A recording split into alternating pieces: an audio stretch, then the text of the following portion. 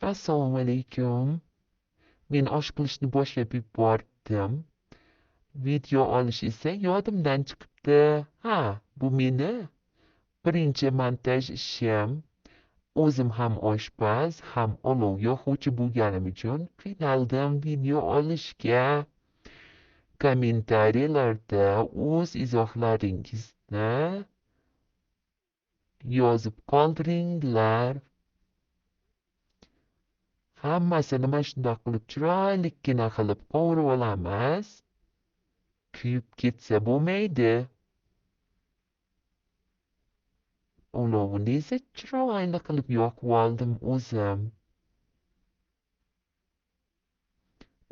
O'zim deb o'zimni biroz maqtagim keldida, keyin bundoq qilib suvlarini solib, zirvaklarini biqillatgina qaynatganga nima yetsin?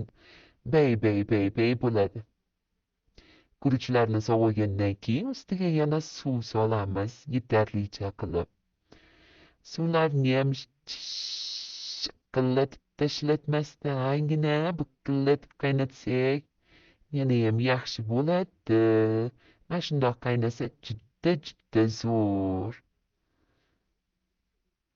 Mana bundoq qilib oxiriga yaqinlashaverib to'ppadek qilib qo'yamiz. Keyin esa dimlabgina qo'yamiz. Tagidagi olovlarini chiroylikkina qilib qo'ymasak, tagiga rosa olib ketadi oshimiz.